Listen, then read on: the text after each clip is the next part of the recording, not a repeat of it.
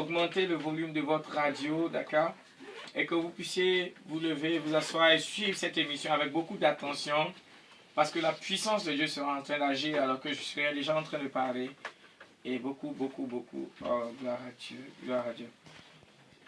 On vient à peine de commencer et l'Esprit de Dieu vient de me montrer une dame. Tu vois, tu as des kystes qui sont assez gros et tu avais été programmé pour des opérations chirurgicales. Mais dans les minutes qui vont suivre, ces kystes, Dieu vient de te guérir de ça. Et tu vas commencer à saigner. N'aie pas peur, parce que là, la puissance de Dieu est en train de rentrer fortement en toi maintenant. N'aie pas peur, parce que le Seigneur est en train de te délivrer définitivement de ce mal. Ok, le thème que nous allons partager ce soir avec vous, c'est la puissance de la parole de Dieu dans la vie du croyant. Et je crois que la puissance de cette parole va se relâcher pendant que je serai en train de prêcher. Parce qu'il y a une puissance dans la parole de Dieu pour le croyant. Dans Luc chapitre 5, le verset 17, la Bible déclare ceci. Je vais vous le lire rapidement. Un jour, Jésus enseignait. Des pharisiens et des docteurs de la loi étaient là assis, venus de tous les villages de la Galilée, de la Judée et de Jérusalem. Et la puissance du Seigneur se manifestait par des guérisons.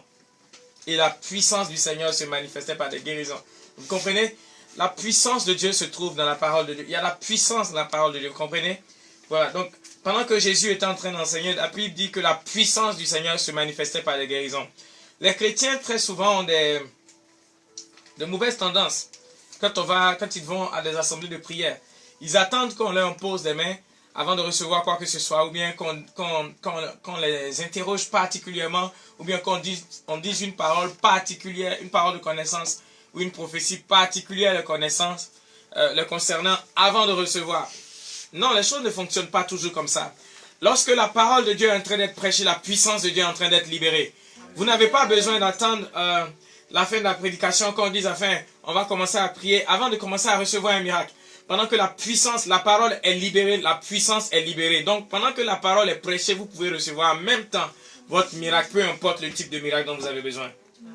Vous voyez? Et la Bible dit, un jour, Jésus enseignait.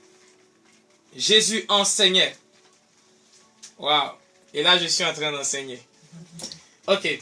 Des pharisiens et des docteurs de la loi étaient là, assis, venus de tous les villages de la Galilée, de la Judée et de Jérusalem. Et la puissance du Seigneur se manifestait par des guérisons. La Bible dit, la puissance du Seigneur se manifestait comment? Par des guérisons. Vous voyez? C'est tellement puissant. Donc, c'est ce qui est en train de se passer. Et aujourd'hui, Dieu est tellement pressé. Dieu est très pressé. C'est pourquoi, vous voyez, il a donné, avant même que je commence à prêcher, cette dame qui est en train d'être libérée de ces kystes-là. Actuellement, je peux voir dans mon esprit que les saignements ont commencé. Mais ne vous inquiétez pas, madame, ça va vite cesser parce que avant que je finisse de prêcher, ça va se stopper. Mais vous allez sentir qu'ils ne sont plus là parce que vous êtes totalement libre. La puissance de Dieu vous a déjà libéré. Amen. Oh, gloire à Jésus.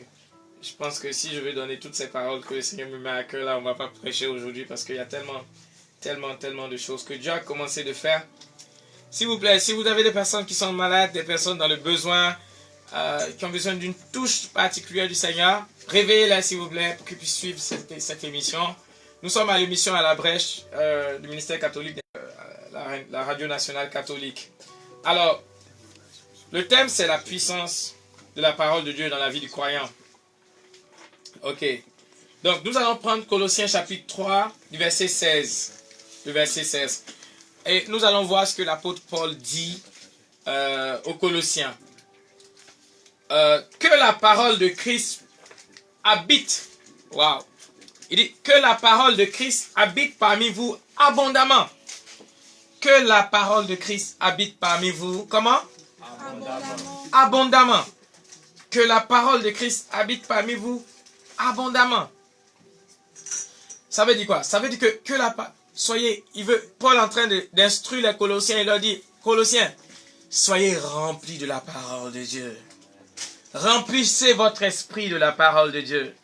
Remplissez tout votre être de la parole de Dieu. Alléluia. Il dit que la parole de Christ habite parmi vous abondamment. Et il leur explique comment est-ce qu'ils peuvent remplir leur vie de la parole. Il dit, instruisez-vous et exhortez-vous les uns les autres en toute sagesse, par des psaumes, par des hymnes, par les cantiques spirituels, chantant à Dieu dans vos cœurs sous l'inspiration de la grâce. Et il continue en disant, et quoi que vous fassiez en parole ou en œuvre, faites tout au nom du Seigneur Jésus, en rendant par lui des actions de grâce à Dieu le Père. Donc vous voyez, ici Paul dit à ses disciples qui sont à Colosse, il leur dit ceci, que la parole de Christ habite parmi vous abondamment. Et notre thème c'est la puissance de la parole de Dieu dans la vie du croyant. La puissance de quoi? La parole de Dieu dans la vie du croyant. Donc, je vais prendre déjà des... Bon, mon intervention va s'articuler autour de deux points particuliers. Le premier point, c'est... je vais vous montrer quelle est la puissance de Dieu dans votre vie par la parole. Quelle puissance la parole peut relâcher dans votre vie. Et le deuxième point, c'est comment saturer votre vie de la parole de Dieu. Amen. Amen. Donc, le premier point, ça sera quelle puissance la parole peut avoir dans votre vie. Et le deuxième point, c'est quoi déjà? Comment saturer votre vie de la parole de Dieu. Donc, je répète, Paul a donné ce conseil aux Corinthiens, que la parole de Christ habite parmi vous. Comment? Abondamment. Abondamment. Ok. Donc, on va aller tout d'abord dans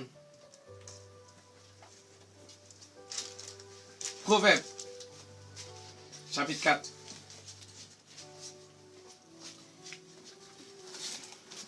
Le verset 1. Et voici ce que Salomon dit. Écoutez mes fils l'instruction d'un père et soyez attentifs pour connaître la sagesse.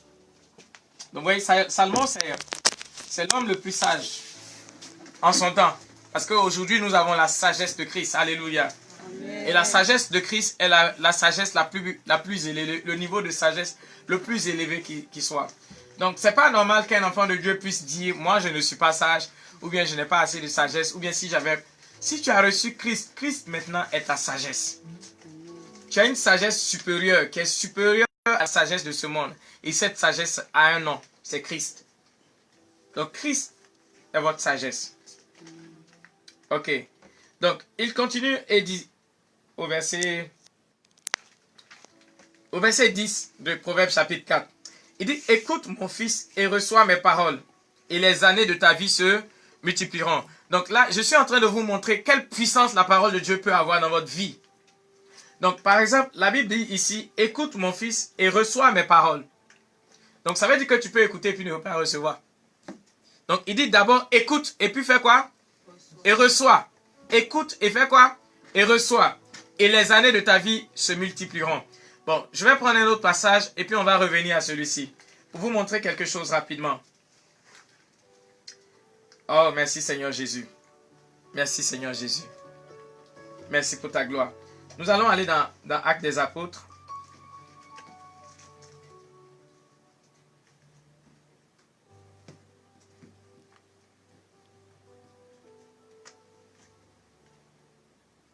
Ok, dans Actes chapitre 10, verset 44, vous vous rappelez cette histoire où Corneille a fait appeler Pierre pour venir chez lui.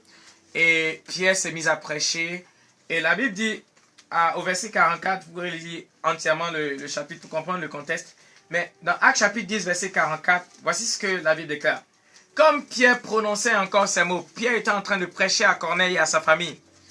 Comme Pierre prononçait ces mots, le Saint-Esprit descendit sur tous ceux qui écoutaient la parole.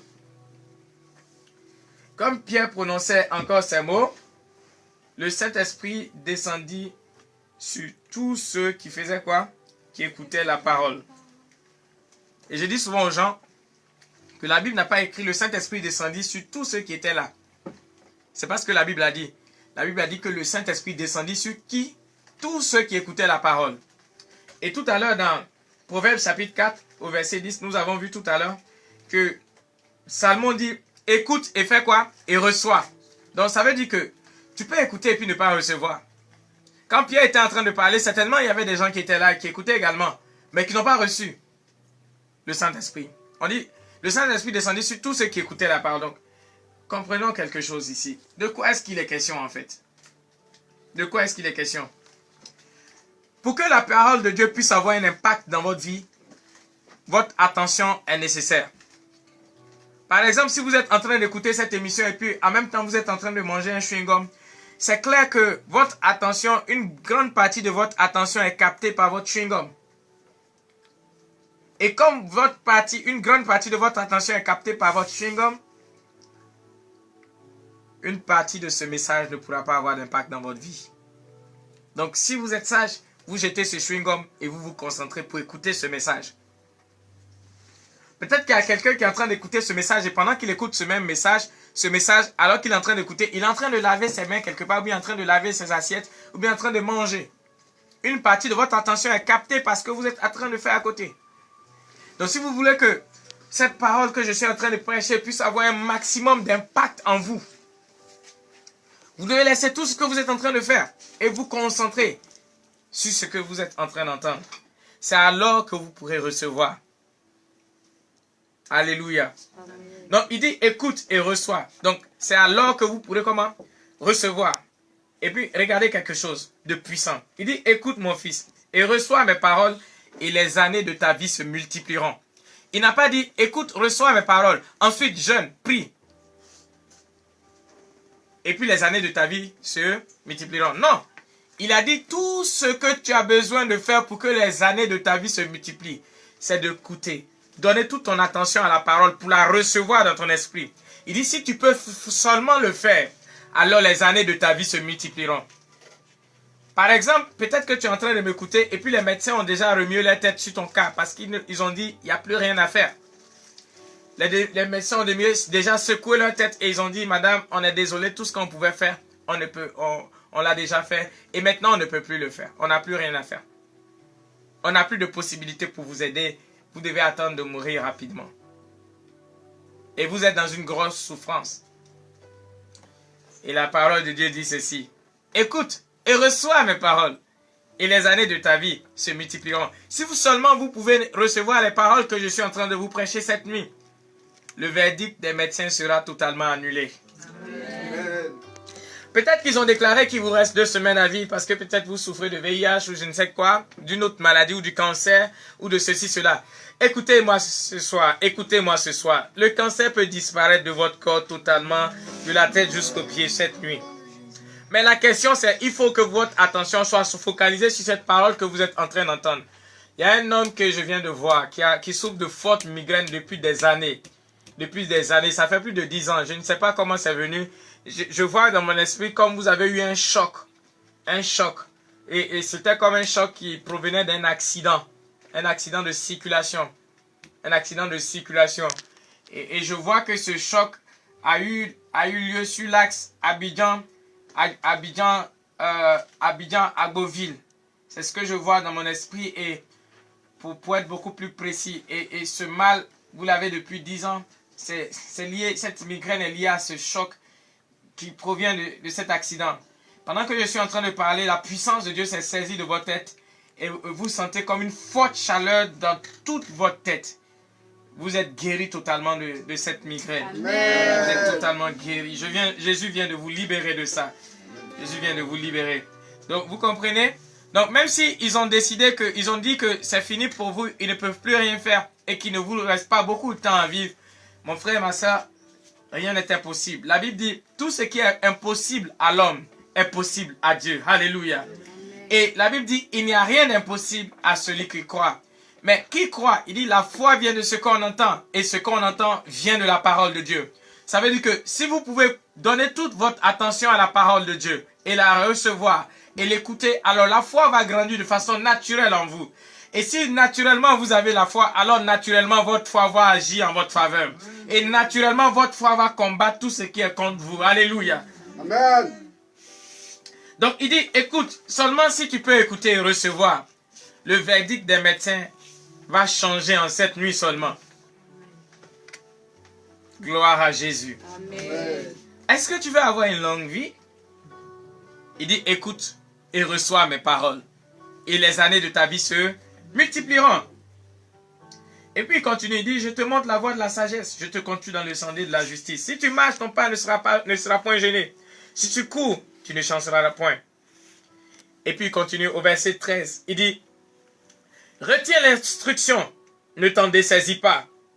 Il dit, retiens l'instruction, ne t'en dessaisis pas. Ne t'en dessaisis pas. Vous voyez, beaucoup de chrétiens, j'ai remarqué que quand ils vont aux prières et qu'on prophétise sur leur vie, ils disent Amen, Amen, Amen, Amen. Et quand ils finissent, qu'ils rentrent chez eux à la maison, ils ont oublié ce qu'on a dit à leur propos. Ils ont oublié ce qu'on a dit à leur sujet. On est en train de voir comment la parole de Dieu peut être puissante dans la vie d'un croyant. Donc, avant que je ne revienne à mon passage, allons rapidement dans Habakkuk. Habakkuk chapitre 2. Voici ce que la parole déclare. J'étais à mon poste, du verset 1 au verset 2. J'étais à mon poste et je me tenais sur la tour. Je veillais pour voir ce que l'Éternel me dirait. Et ce que je répliquerais après ma plainte. L'Éternel m'intéressa la parole et il dit, écris la prophétie. Ah, regardez bien, au verset 2, il dit, l'Éternel m'adressa la parole et dit, écris la prophétie. Dieu est en train de parler à un homme et Dieu lui dit d'écrire ce qu'il va dire. Alléluia. Donc si moi je suis en train de te parler de la part de l'Éternel, il faut avoir de quoi noter et écrire ce que Dieu est en train de te dire. Dieu est en train de te dire ce soir, il faut que ton attention soit focalisée sur sa parole et que tu entendes et que tu reçoives sa parole. Si tu reçois sa parole, peu importe le verdict des médecins, ça va changer cette nuit et tu vas vivre longtemps. Alléluia. Amen.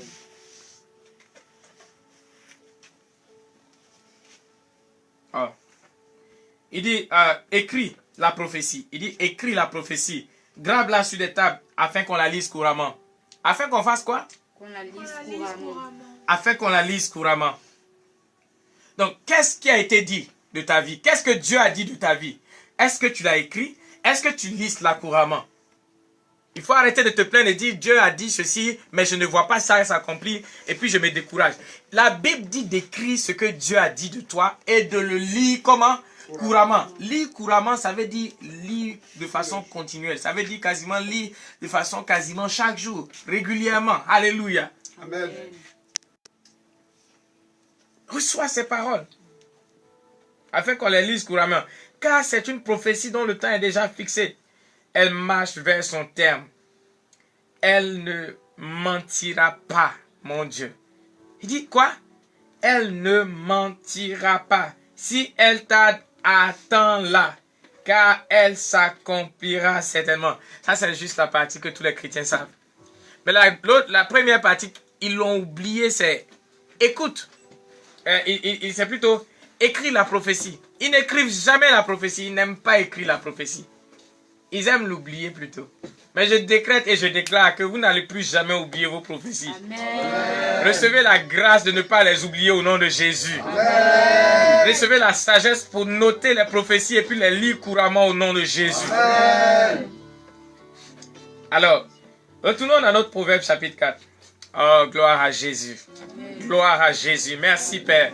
Merci Père pour ta gloire. Merci Père pour ta gloire. Béni soit ton nom.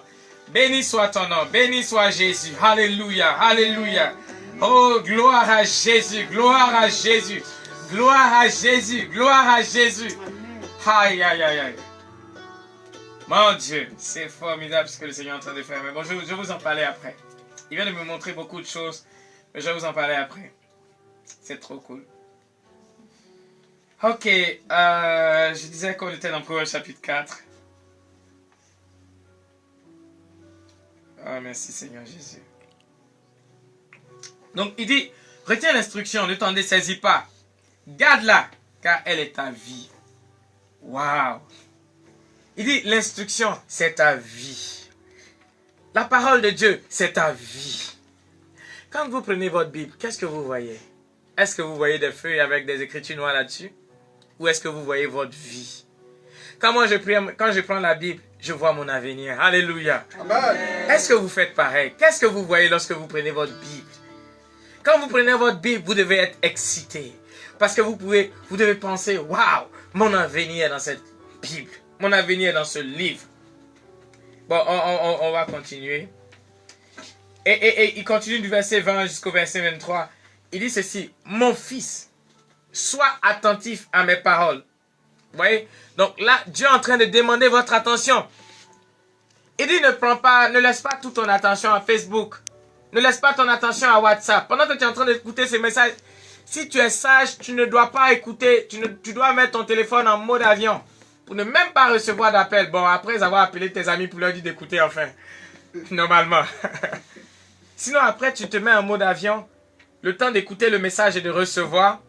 Pour ne même pas recevoir quoi que ce soit de Facebook, de WhatsApp, de rien du tout. Il dit, sois attentif à mes paroles, prête l'oreille à mes discours. Qu'ils ne s'éloignent pas de tes yeux. Garde-les dans le fond de ton cœur. Il dit, garde ces paroles-là dans le fond de ton cœur. Je vois des gens qui sont en train de m'écouter, au lieu de garder la parole de Dieu dans le fond de leur cœur. C'est ce que leur camarade, leur voisin du quartier leur a fait, qui leur a fait mal. C'est ce qu'ils gardent dans leur cœur. C'est comme il y a une dame qui est en train de m'écouter actuellement. Ton mari t'a trompé et il a eu un enfant dehors et tu viens à peine de l'apprendre et il veut amener l'enfant à la maison. Et ça a créé plein d'histoires et votre couple est en train de se déchirer et tu as mal parce que tu as mis ça dans ton cœur. La Bible n'a jamais dit de mettre de telles choses dans votre cœur. La Bible a dit de mettre sa parole dans votre cœur. Donc cette nuit, il faut purger votre cœur. Libérez votre cœur de ce genre de choses-là. Ça n'a pas de place dans votre cœur. Il n'y a qu'une chose qui a de la place dans votre cœur. C'est plutôt, comment je vais dire, la parole de Dieu. Si ce sont les rancunes qui sont dans votre cœur, la parole de Dieu ne peut pas rester dans votre cœur. Comprenez? Donc cette nuit, ne laissez pas des choses pareilles bloquer votre grâce. Dites avec moi, au nom de Jésus, j'ai la grâce de pardonner. Au nom de Jésus, j'ai la grâce de pardonner. Voilà. Donc peut-être que vous allez dire, oh frère, peut-être que tu parles comme ça parce que tu n'as pas vécu ce que j'ai vécu. Écoutez-moi. Je sais de quoi je suis en train de parler. Dieu a un grand avenir pour vous et ne laissez rien vous arrêter. Ne laissez rien vous arrêter. Cette situation est trop petite pour vous arrêter. Donc, libérez votre cœur de cette amertume et laissez la parole de Dieu prendre la place dans votre cœur. Ok. Donc, il dit, garde-les dans le fond de ton cœur. Car c'est la vie pour ceux qui les trouvent. Mon Dieu. Il dit, c'est la vie pour ceux qui les trouvent. Il y a des gens, par exemple, qui n'ont même pas de vie dans certains membres et ces membres-là ne fonctionnent pas. La Bible dit, si tu entends ces paroles, c'est la vie pour toi. Ça veut dire que la vie va couler là où il n'y avait pas de vie. Amen. Et puis ça va recommencer à fonctionner. Ça peut être tes affaires qui sont mortes et les choses ne fonctionnent pas. Si tu reçois ces paroles, la vie peut couler dans tes affaires. C'est pourquoi au nom de Jésus, je décrète et je déclare que la vie coule dans tes affaires au nom de Jésus-Christ de Nazareth. Amen. Que la vie coule dans les membres qui étaient morts au nom de Jésus-Christ de Nazareth. Amen. Que la vie coule dans les organes qui étaient morts au nom de Jésus-Christ de Nazareth. Amen. Les cellules vitales qui étaient décédées, mortes dans ton corps, qui faisaient que tu ne te sentais pas bien. J'ordonne que la vie coule dans ces cellules maintenant au nom de Jésus-Christ de Nazareth. Amen. Ok, donc nous allons partir dans Jean chapitre 15. Et nous allons voir quelque chose de puissant. Donc, nous sommes toujours sur le premier point. Quelle puissance la parole de Dieu peut avoir dans votre vie? Donc, je vous ai montré que, pour commencer, je vous ai montré que vous devez donner toute votre attention à la parole de Dieu. Lorsque vous l'écoutez, si vous voulez que cette parole ait de l'impact dans votre vie.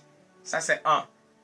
Ensuite, je vous ai montré que Si vous écoutez la parole de Dieu avec toute votre attention, peu importe le verdict des médecins, il va changer cette nuit. Il va changer cette nuit. Amen. Et vous aurez une longue vie. Amen. Vous comprenez? Vous n'aurez pas à prier pour ça. Vous n'avez qu'à écouter et puis recevoir. Et votre vie va se prolonger. Si vous aviez été par exemple déclaré séropositif, si vous recevez cette parole en cette nuit, demain vous pourrez aller faire votre test et vous rendre compte que ça, le test a changé. Amen. Le résultat va changer.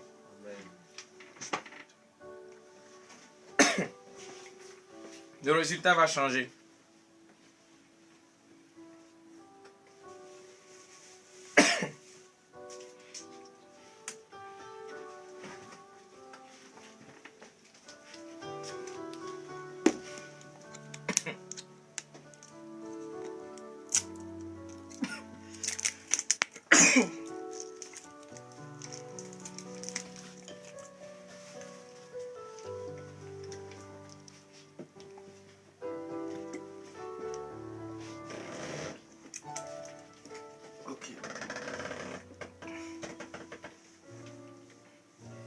Ok.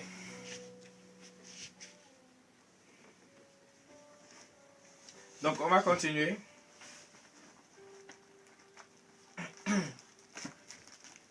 Voilà. Quelle est la puissance de Dieu dans la parole, dans la vie du chrétien? La puissance de la parole de Dieu dans la vie du chrétien. Dans Jean 15, verset 3, la Bible déclare ceci. Déjà, vous êtes purs à cause de la parole que je vous ai annoncée. Déjà, vous êtes purs à cause de la parole que je vous ai annoncée. Ça veut dire que la parole de Dieu a une puissance purificatrice. Ça veut dire que quelqu'un qui écoute la parole de Dieu pendant que vous êtes en train de m'écouter, peu importe ce que vous avez fait comme péché, c'est comme de l'eau qui est en train de verser sur vous pour vous laver. Amen. Jésus n'a fait que parler à ses disciples. Et ils l'ont écouté pendant un long moment. Et à la fin, il les a regardés et il leur a dit, déjà vous êtes purs. À cause de la parole que je vous ai annoncée. Vous voyez? Et pendant que vous êtes en train de m'écouter ce soir, il y a quelque chose d'extraordinaire qui est en train de se produire. Vous allez voir que le poids de la culpabilité va vous lâcher cette nuit. Amen. Vous voyez? Vous allez voir que le poids de la culpabilité va vous lâcher parce que la parole de Dieu a une puissance purificatrice. Ok.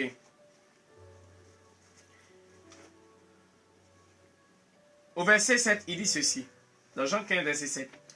Il dit, si vous demeurez en moi et que mes paroles demeurent en vous, demandez ce que vous voudrez et cela vous sera accordé.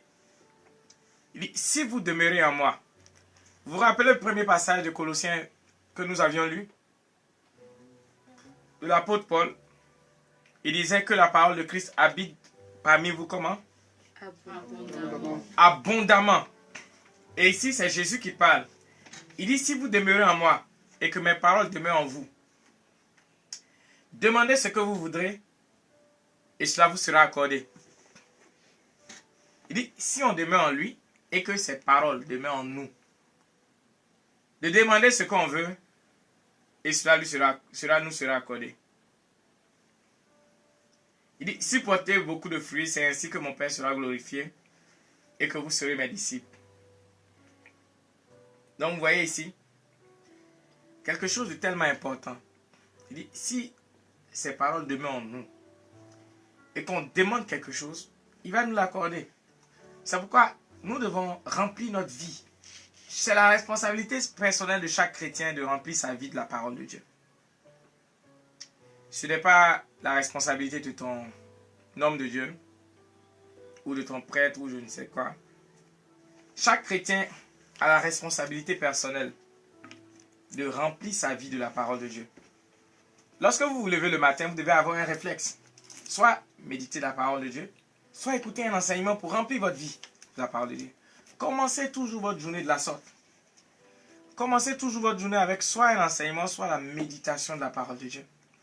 Pour remplir votre vie de la parole de Dieu. Lorsque vous êtes dans le taxi, qu'est-ce que vous écoutez? Vous devez écouter la parole de Dieu. Vous devez écouter un enseignement pour remplir votre vie. 24 heures sur 24, 7 jours sur 7. Pour remplir votre vie. Parce que comme nous venons de le voir tout à l'heure, Jésus même dit, si ces paroles demeurent en nous, tout ce qu'on va demander, il va nous le donner. Ça veut dire quoi? Si on est rempli de sa parole, tout ce qu'on lui demande, il va faire quoi? Il va nous le donner.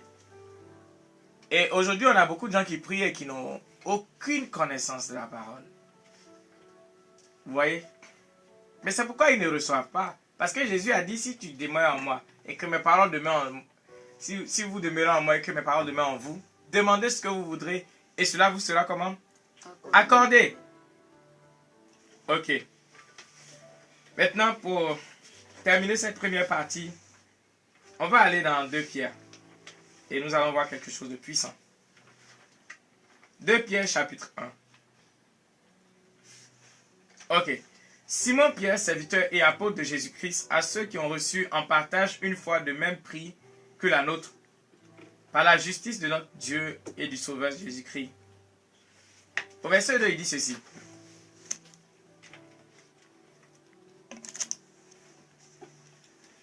Que la grâce et la paix vous soient multipliées par la connaissance de Dieu et de Jésus-Christ notre Seigneur. Que la grâce et la paix vous soient comment? Multipliées par la connaissance de Dieu et de Jésus-Christ notre Seigneur. Mais comment est-ce que la grâce et la paix vont se multiplier dans notre vie? Il dit comment? Par la connaissance de Dieu et de qui? De Jésus-Christ notre Seigneur. Et continuez, il dit, comme sa divine puissance nous a donné tout ce qui contribue à la vie et à la piété au moyen de la connaissance. Regardez encore.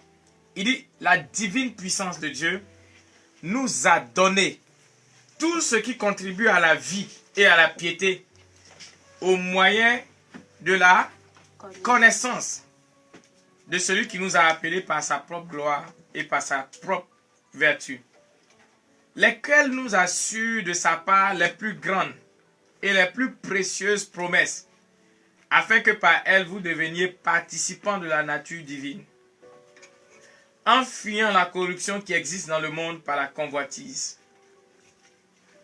Vous voyez? Donc ici, il dit que la grâce et la paix vous soient multipliées par la connaissance de Dieu et de Jésus-Christ. Et l'apôtre Paul nous a dit dans Colossiens chapitre 3, verset 17, que la parole de Dieu habite parmi vous abondamment. Vous voyez? Donc ici, c'est Pierre qui parle. Il dit que la grâce et la paix vous soient multipliées par la connaissance de Dieu et de Jésus-Christ notre Seigneur. Ok, je prends un exemple simple. Imaginez que vous avez des affaires et ces affaires ne fonctionnent pas. Si ça ne fonctionne pas comme vous voulez, ça veut dire que vous avez besoin de plus de grâce pour que ça fonctionne correctement. Comment est-ce que vous pouvez avoir cette grâce? C'est par le moyen de la connaissance de Dieu et de Jésus-Christ. Et comment cette connaissance va venir? Quand vous écoutez la parole de Dieu ou la méditez pour vous remplir de cette parole. Vous comprenez? Peut-être que vous traversez des situations qui vous ont troublé ou bien qui vous troublent. Et vous ne savez pas trop quoi faire. Vous réveillez et puis vous êtes paniqué. Vous êtes paniqué. Qu'est-ce que vous devez faire pour avoir la paix? Voilà, c'est simple.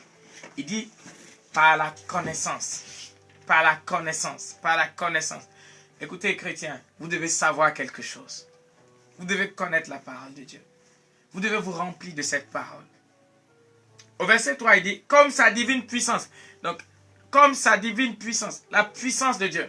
Il dit, comme la puissance de Dieu nous a donné, regardez, nous a donné tout ce qui contribue à la vie et à la piété, au moyen de la connaissance. Là encore, c'est tout ce qui contribue à la vie et à la piété, Dieu nous l'a donné au moyen de la connaissance, par le canal de la connaissance. Tout ce qui contribue à votre vie, Dieu va vous le donner par le canal de la connaissance. Vous comprenez? Amen. Dieu va vous le donner par le canal de la connaissance. Ça veut dire que plus vous savez de Dieu et de Jésus-Christ, plus la connaissance remplit votre cœur. Par le canal, soit par la méditation de la parole, soit par l'écoute d'enseignement, plus vous êtes rempli de la parole de Dieu, alors sa divine puissance vous rend disponible tout ce qui contribue à la vie et à la piété. Et il dit lesquels nous assurent de sa part les plus grandes et les plus précieuses promesses, afin que par elles vous deveniez participants de la nature divine, en fuyant la corruption qui existe dans le monde par la convoitise.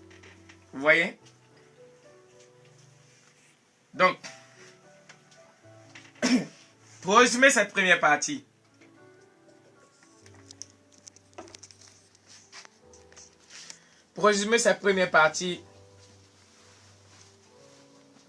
vous devez remplir votre vie de la parole de Dieu. Vous devez remplir votre vie de la parole de Dieu. Qu'est-ce que ça veut dire? Ça veut dire que, première chose, vous devez numéro 1, donner toute votre attention à la parole lorsque vous l'écoutez. Parce qu'elle a la capacité de produire en vous la vie et d'augmenter votre durée de vie. Elle a la capacité de détruire la mort et vous faire vivre longtemps. Vous comprenez? Elle a la capacité de restaurer votre santé. Mais pour que la parole puisse avoir ses vertus en vous, pour que la parole puisse relâcher cette puissance en vous, vous devez faire quoi? Vous devez donner toute votre attention à la parole. Nous avons vu aussi que la parole de Dieu, lorsque vous la connaissez et que vous êtes rempli de cette parole, alors la grâce et la paix de Dieu vont se multiplier dans votre vie. Vous comprenez? La deuxième chose, c'est que la grâce et la paix vont se multiplier dans votre vie. Plus vous allez connaître la parole, plus vous allez méditer, plus vous allez écouter les enseignements, la grâce et la paix vont se multiplier dans votre vie. La grâce, c'est une faveur imméritée. C'est-à-dire, c'est la capacité que Dieu vous donne de faire de façon imméritée des choses que normalement vous n'auriez pas pu ou eu la capacité de faire. La grâce peut vous permettre d'avoir accès à des postes auxquels vous n'avez pas normalement droit à cause de votre niveau. Donc si vous voulez avoir ce genre de grâce, vous devez vous remplir de la parole de Dieu. Vous devez vous remplir de la parole de Dieu. L'autre point que nous avions vu, c'est que si vous êtes rempli de la parole de Dieu et que vous priez, Jésus a promis que vous serez exaucés. Il a promis que vous serez exaucés. Si vous êtes rempli de sa parole et que vous priez, vous serez exaucés. Maintenant, je vais vous montrer un dernier point qui est lui aussi très très intéressant.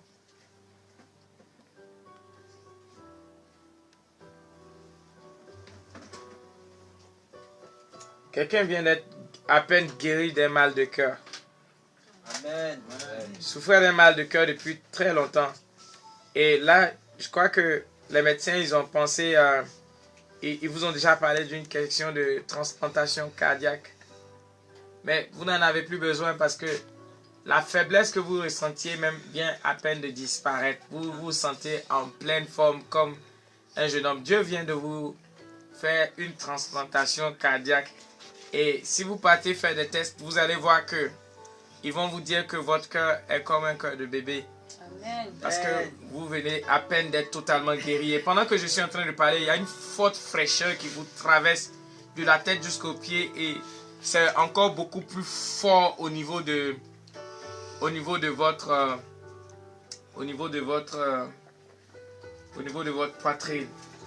Waouh, c'est tellement fort au niveau de votre poitrine. C'est tellement fort. Tellement fort. Il y a quelqu'un qui avait des problèmes au niveau des poumons. Je ne sais pas si c'est la tuberculose. Mais toi également, Dieu vient à peine de te guérir. Parce que je vois que tu toussais.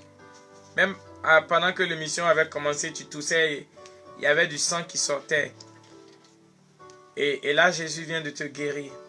Amen. Jésus vient de te guérir. Ok. On va continuer et puis terminer. Dans Ézéchiel chapitre 2. Qu'est-ce que la parole de Dieu peut faire dans votre vie si vous vous remplissez de la parole? Par exemple, il y a beaucoup de gens qui essaie tant bien que mal d'obéir à la parole de Dieu, mais il n'y arrive pas. Comment est-ce que vous pouvez y arriver? Alors, j'ai une solution pour vous cette nuit. Ézéchiel chapitre 2, verset 1 à 2. Et il me dit, mon fils de l'homme, tiens-toi sur tes pieds et je te parlerai. Donc voici, l'Éternel parle à Ézéchiel et lui dit, fils de l'homme, tiens-toi sur tes pieds et je te parlerai. C'est comme, il te dit, fais ceci ou fais cela. Vous voyez? Au verset 2, la Bible déclare ceci. Voici ce qu'Ézéchiel dit. Il dit, dès qu'il m'eut adressé ces mots, dès qu'il m'eut fait quoi? Adressé ces mots, l'Esprit entra en moi et me fit me tenir sur mes pieds. Et j'entendis celui qui me parlait. Donc vous voyez, ici ce n'est pas Ézéchiel qui a essayé de se lever. Dieu lui a dit, lève-toi et puis je vais te parler. Dès que Dieu a dit ça, l'Esprit est entré en lui et a poussé Ézéchiel à faire ce que Dieu lui a dit de faire. Donc ça veut dire que celui qui est rempli de la parole va le pousser à faire ce que Dieu lui demande de faire. De façon naturelle. Donc ça veut dire que s'il y a des choses que tu ne voulais pas faire, tout ce qu'il te faut pour pouvoir y arriver, c'est être rempli de la parole. Moins tu es rempli de la parole, moins tu es capable de faire ce que Dieu dit de faire. Plus tu es rempli de la parole, plus tu es capable de faire ce que Dieu dit de faire. Je ne sais pas si vous me comprenez. Maintenant, quelqu'un va me demander, mais être rempli de la parole là même, ça veut dire quoi? Ok. Je vais répondre à cette question. Mais avant, j'ai dit d'abord que pour être rempli là, il y a une première chose. Il faut toute votre attention. Vous ne pouvez pas être en train d'écouter un enseignement et puis vous mangez chewing-gum ou bien vous êtes distrait. Vous devez donner toute votre attention. La deuxième chose, si vous écoutez ces paroles-là, peu importe le verdict qui a été dit au sujet de quoi que ce soit dans votre vie, la Bible dit, la parole va libérer la vie en vous. Vous comprenez? Et même s'il y avait un verdict fatal, le verdict va être remplacé. Amen. Et les années de votre vie vont se multiplier. Amen.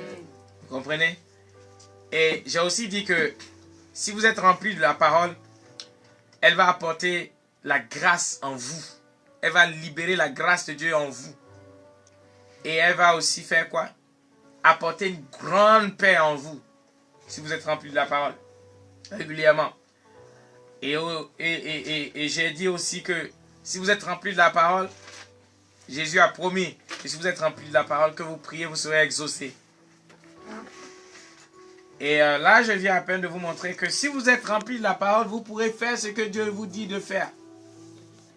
Sans effort. Parce que la parole, l'esprit derrière la parole va vous pousser à faire ce que la parole dit.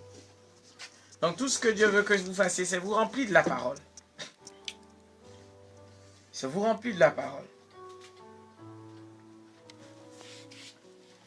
Ok. Maintenant, je vais attaquer mon second point et puis terminer. Comment se remplir de la parole? Comment se remplir de la parole?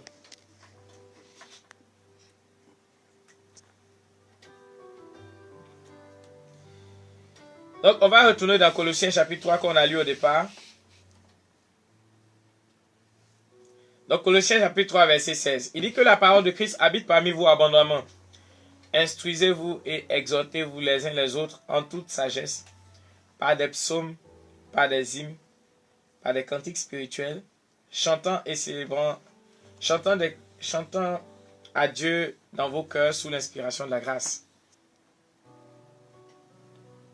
Donc, Paul qui demande à ce que la parole de Dieu soit abondamment en vous, vous donne une astuce pour y arriver. Il dit, instruisez-vous et exhortez-vous les uns les autres. Par exemple, là, je suis en train de vous instruire et je suis en train de vous exhorter. Donc là, c'est des enseignements que vous pouvez écouter régulièrement. Les enseignements que vous pouvez écouter régulièrement. Un chrétien doit écouter tous les jours des enseignements. Chaque jour, vous devez écouter les enseignements. Il dit par des psaumes, par des hymnes, par des cantiques spirituels. Donc là, une autre chose que vous pouvez faire, vous pouvez méditer la parole de Dieu. Vous pouvez méditer la parole de Dieu. Bon, beaucoup de gens vont se demander comment est-ce qu'on médite la parole de Dieu. On a déjà donné un enseignement sur ça. Je ne sais pas s'il faut qu'on vous partage ça également. Mais je vais faire un petit résumé déjà sur comment méditer. Mais vous devez méditer la parole de Dieu. Et puis il dit par des hymnes, par des cantiques spirituels, chantant à Dieu sous l'inspiration de la grâce. Donc ça veut dire que vous devez chanter des cantiques inspirés, qui sont basés sur les Écritures également. Donc il y a 3 choses fondamentales. La première, c'est écouter régulièrement les enseignements. Tous les jours, remplissez-vous de bons enseignements.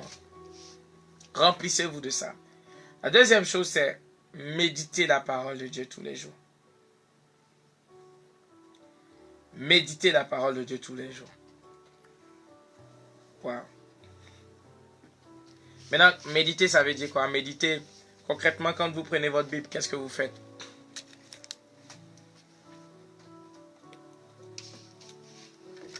Il y a plusieurs étapes pour méditer. Déjà, la première chose, c'est que vous devez prendre votre Bible et puis vous allez commencer à lire.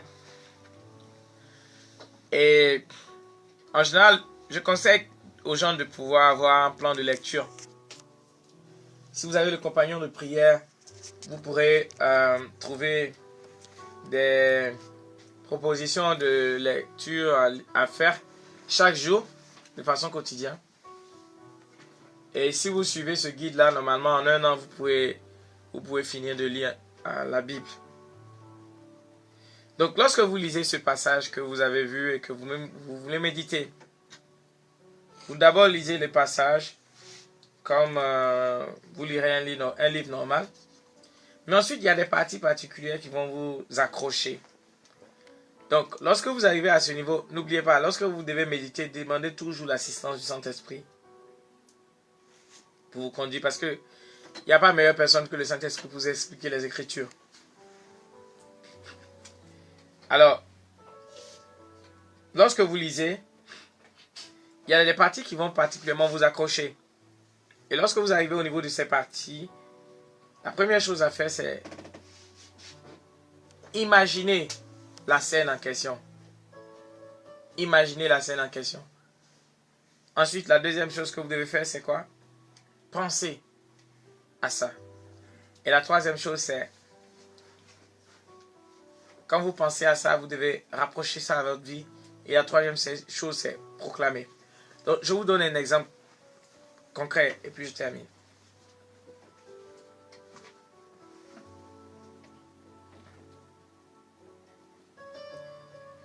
Je prends Colossiens chapitre 3, verset 3. La Bible dit ceci. Car vous êtes morts et votre vie est cachée avec Christ en Dieu. Dit car vous êtes morts et votre vie est cachée avec Christ en Dieu. Maintenant, est-ce que vous pouvez vous imaginer avec Christ caché en Dieu? Donc, j'ai dit, d'abord j'ai lu. Et puis là, ce verset m'a accroché. Et puis j'ai dit, car vous êtes morts et votre vie est cachée avec Christ en Dieu. Donc vous devez imaginer ce verset. Ma vie est cachée avec Christ en Dieu. Donc vous imaginez Dieu. Je ne sais pas quelle image vous allez vous faire de Dieu. Mais vous imaginez Dieu. Et puis vous imaginez, mais moi et Christ, nous sommes cachés en Dieu. Ça, c'est la première partie, imaginer. Maintenant, quand vous avez imaginé, vous devez ensuite penser à ça par rapport à votre vie. Maintenant, penser, ça veut dire déduire quelque chose. Ça veut dire comprendre. Vous voyez?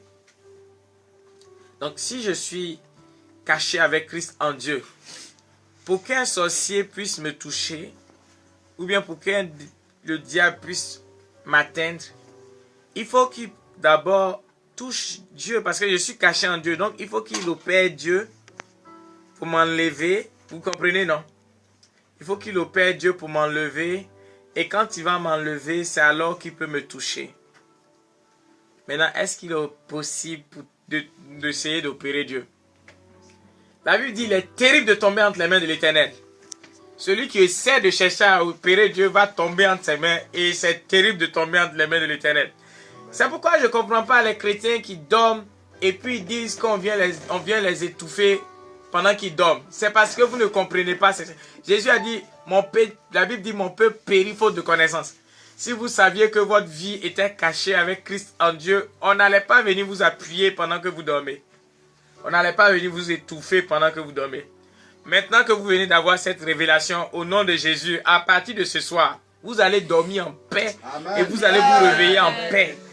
Il y a des gens qui passent leur temps à faire des cauchemars. C'est parce que vous ne savez pas que vous êtes caché avec Christ en Dieu.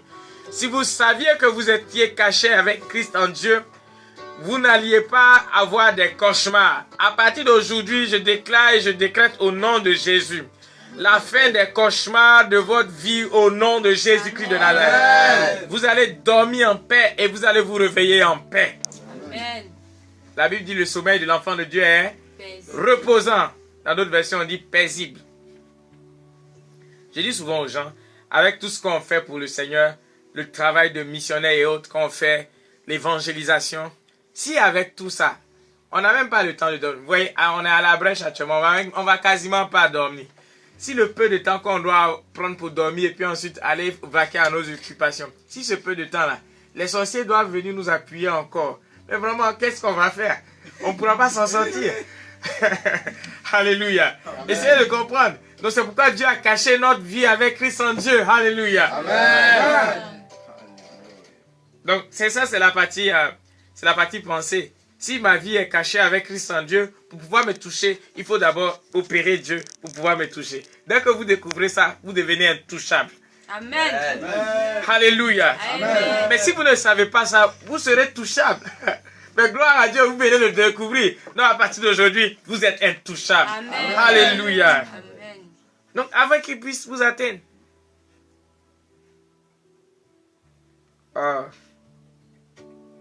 Il y a beaucoup de gens qui étaient hantés par les démons. Je vois les démons là ont commencé à fuir. Parce que vous venez de recevoir la connaissance à laquelle ils ne peuvent pas résister. Vous êtes libre au nom de Jésus. Amen.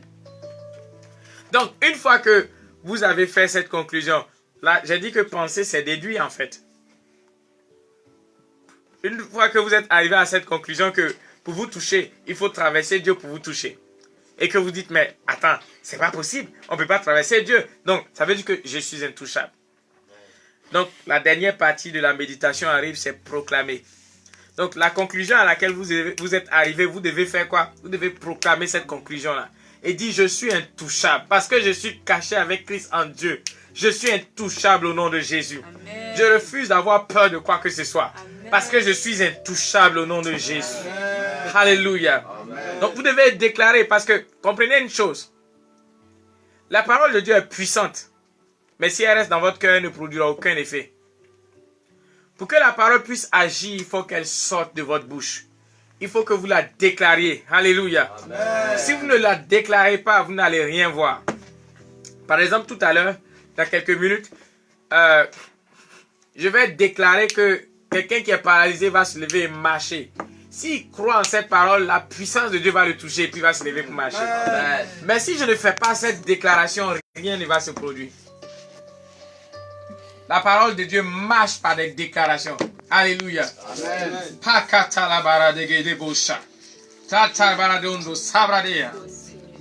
Par exemple, ce week-end, on avait une retraite et puis j'ai déclaré que des gens qui... L'argent allait apparaître. Les gens allaient être là et puis l'argent allait apparaître là où il n'y avait pas d'argent. Quelqu'un qui m'entend m'a dit, mais attends, je suis pas sérieux de dire de telles choses. Mais en fait, ce qui s'est passé, c'est qu'à minuit, il y a une dame qui était endettée, qui avait même été convoquée à la police. Et à minuit, sa créancière l'a appelé pour lui dire quelqu'un.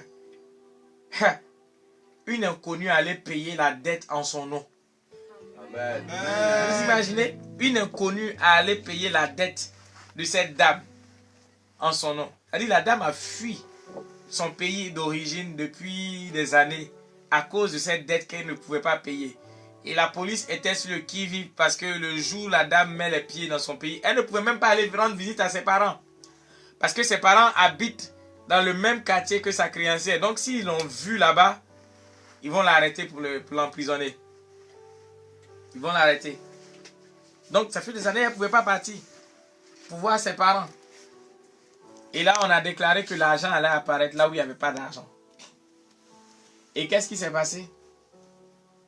À minuit, la créancière a appelé depuis le Bénin pour dire la dette a été réglée. Qui a réglé? On dit c'est une dame. Une dame, là, on ne sait pas c'est qui. Et la police a confirmé qu'effectivement, la dette a été réglée par une dame dont on ne connaît pas l'origine. C'est un ange qui s'est transformé en cette dame pour aller régler cette dette. Lorsqu'on a déclaré, cette nuit, je décrète et puis je déclare au nom de Jésus. Tous ceux qui sont endettés, avant que vous ne vous en rendiez compte, quelqu'un, un inconnu, aura réglé la dette au nom de Jésus-Christ de Nazareth. D'une manière ou d'une autre, vous allez sortir de vos dettes au nom de Jésus-Christ de Nazareth. Là où vous n'aviez pas mis l'argent, l'argent va apparaître au nom de Jésus-Christ de Nazareth. Je décrète et je déclare des miracles financiers en cette nuit au nom de Jésus. Amen. Je décrète et je déclare des miracles financiers au nom de Jésus-Christ. Les gens vont avoir des contrats avant le lever du jour au nom de Jésus-Christ de Nazareth. Recevez cette grâce maintenant au nom de Jésus. Amen. Vous voyez? Si la parole n'est pas déclarée, elle ne produit pas de fruits. Il faut qu'elle soit comment? Déclarée. Il faut qu'elle soit comment? Déclarée. Donc lorsque vous méditez, que vous arrivez à votre conclusion, vous devez faire quoi? Des déclarations qui sont basées sur quoi? Sur votre méditation. Vous ne pouvez pas vous lever comme ça et puis vous commencez à déclarer n'importe quoi et tout. Non, il faut que votre déclaration ait une base. Il faut que votre déclaration soit appuyée sur la parole. Il faut que votre déclaration soit appuyée sur quelque chose. Par exemple, quand je prends le cas qu'on a vu, on est parti du principe de la méditation où j'ai lu, et puis le passage m'a accroché. Car votre vie est cachée avec Christ en Dieu. Je dis, waouh, c'est extraordinaire ça. Mais qu'est-ce que ça veut dire? Ma vie est cachée avec Christ en Dieu. Et puis j'imagine Dieu. Bon, je ne sais pas comment l'imaginer, mais Dieu. Et puis je suis caché avec Christ en lui. Donc ça veut dire, maintenant je vais y penser. Waouh, pour me toucher, il faut d'abord déchirer Dieu puis m'enlever. Est-ce qu'il est possible de m'enlever? Non. Alors je suis intouchable. Ça c'est la conclusion. Mais le je suis intouchable, si ça reste dans mon cœur, je serai touchable. Alléluia. Amen. Donc pour ne pas que je sois touchable, il faut que je fasse quoi? Il faut que je déclare. Il faut que je déclare ce que j'ai découvert comme secret, comme révélation. Il faut que je déclare. Dis au nom de Jésus, je suis intouchable. Je crois que je suis intouchable. Parce que je suis caché en Christ, je suis intouchable. Amen. Alléluia. Vous devez déclarer. Déclarez avec moi, je suis intouchable au nom de Jésus. Parce que je suis caché en Christ, je suis intouchable. Je suis caché en Christ, je suis intouchable. Je suis caché en Christ, je suis intouchable. Par exemple, il y a ce passage de Psaume qui dit par exemple, il rend mes pieds semblables à ceux des biches. Il me fait marcher sur des lieux élevés. Imaginez, vous êtes en train de méditer les psaumes et puis vous tombez sur un passage pareil. Il rend mes pieds semblables à ceux des biches. Il me fait... Mais qu'est-ce que ça veut dire? Il me rend mes pieds semblables à ceux des biches. Vous devez imaginer les pieds des biches. Les biches sont des animaux dont les pattes sont très petites. Vous comprenez? Et les biches, vous savez comment les biches se déplacent? En sautant. Ils déposent un ici, ils déposent l'autre là-bas et puis ils sautent. Ça veut dire que si le terrain est miné, si vous êtes sur un terrain miné, la biche peut déposer un pas là, l'autre pas là-bas, l'autre pas là-bas, sans marcher sur les mines. Amen. Vous comprenez? Amen. Donc quand il dit, il rend mes pieds semblables à ceux des biches, ça veut dire qu'il me guide. Vous comprenez? Il me guide. Il me guide pour ne pas que je tombe sur des mines. Vous comprenez? Il me guide pour ne pas que je tombe sur des mines. Pour ne pas que je puisse marcher sur des mines. C'est ce que ça veut dire. Donc quand je finis de voir un truc pareil, alors je dis, mais je n'ai peur de rien. Je n'ai peur de personne. Parce que le Seigneur me guide. Alléluia. Je ne manque pas de direction parce qu'il me guide. Je sais ce que c'est ma proclamation qui est là.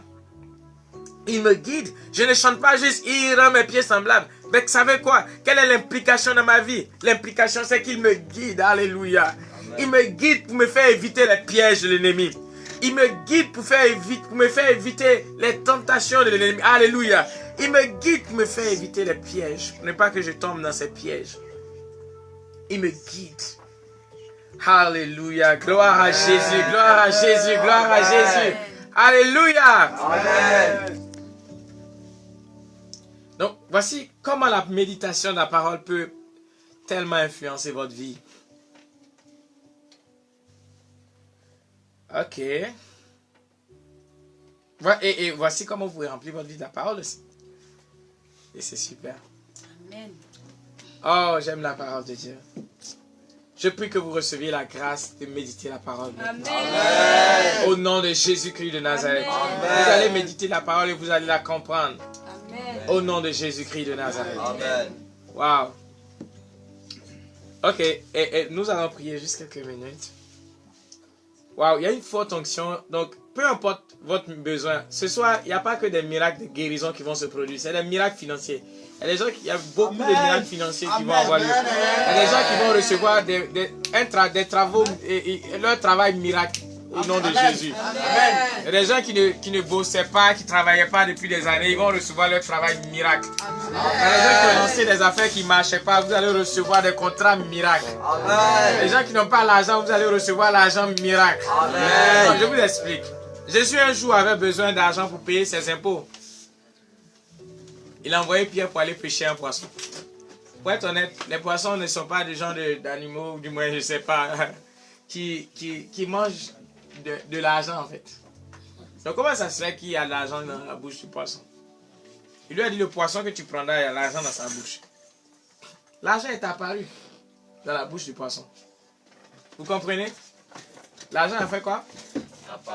Est apparu dans la bouche du poisson. Ha! Aujourd'hui, l'argent va apparaître quelque part au nom de Jésus. Amen. Là où tu n'en avais pas mis, l'argent va apparaître là-bas au nom de Jésus. Amen. Bon. Ok. On va prier maintenant. Pour que beaucoup de choses sont en train de se produire.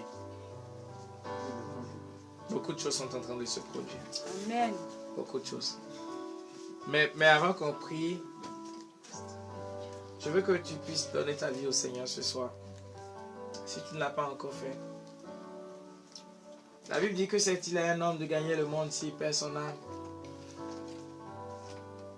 Que sert-il à un homme de gagner le monde s'il perd son âme? Beaucoup de gens sont sous l'onction actuellement pendant que je suis en train de parler. Ils sont puissamment sous l'onction.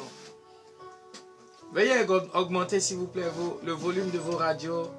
Augmentez le volume de vos radios. Mettez le volume au maximum. Mettez le volume de vos radios au maximum. Oh, gloire à Jésus. Jésus-Christ, Jésus-Christ est Seigneur. Il est Seigneur. Il est sorti du tombeau. Il est Seigneur. Il y a quelqu'un qui a couché sur un lit. Tu vois, et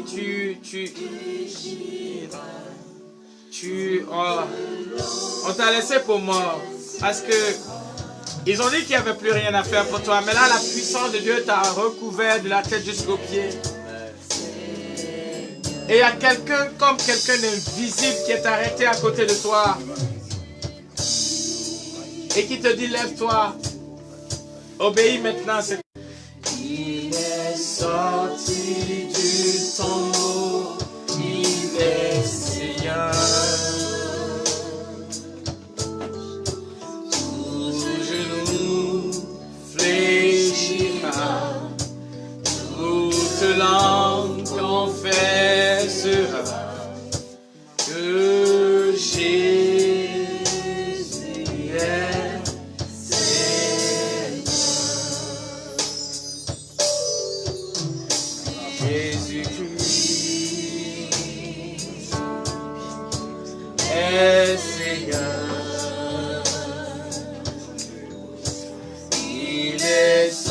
sorti du tombeau, il est Seigneur. Tout genou fléchira, toute langue confessera que Jésus est Seigneur. Il y a quelqu'un, ton pied gauche ne fonctionnait pas, tu ne pouvais plus marcher avec ton pied gauche. Et là, tu sens une chaleur au niveau du bas de ton pied. Tu sens une forte chaleur au niveau du bas de ton pied. Jésus est en train de restaurer tes nerfs. Commence à tendre ton pied maintenant. Commence à tendre ton pied parce que Jésus te guérit. Lève-toi et marche au nom de Jésus-Christ de Nazareth. Lève-toi et marche maintenant. N'aie pas peur, lève-toi et marche maintenant. Jésus est Seigneur. Il est vivant. Jésus. Oh, est vivant. Il est sorti du tombeau. Il est vivant. Augmentez le volume de votre radio. Genou fléchira, toute langue confessera que Jésus est vivant.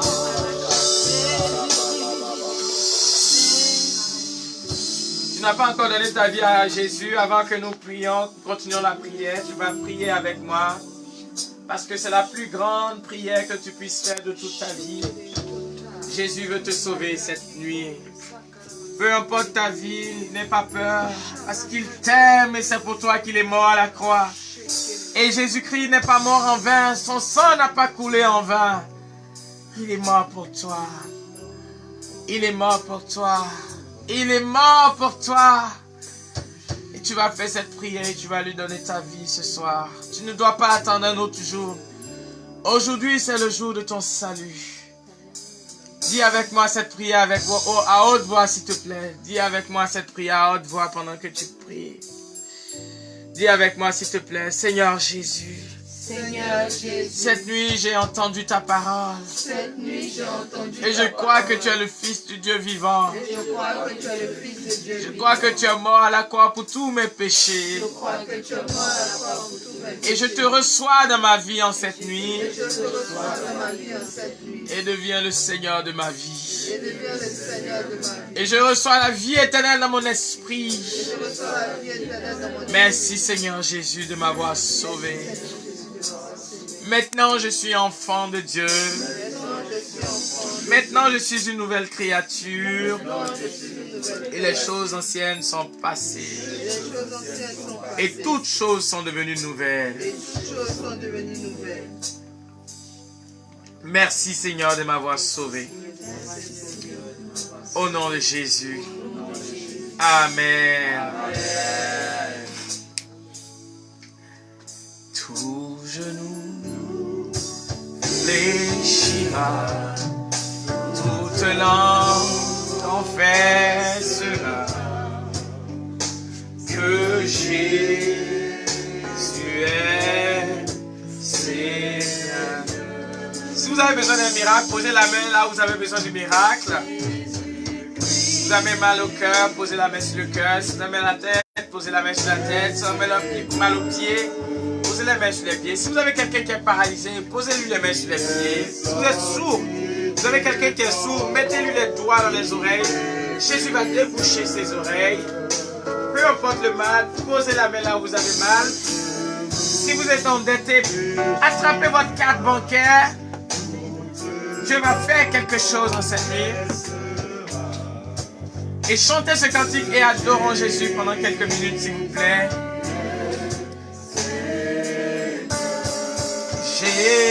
Jésus-Christ,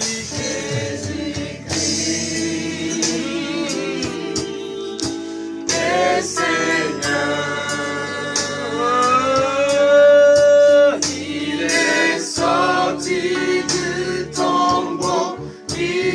Père.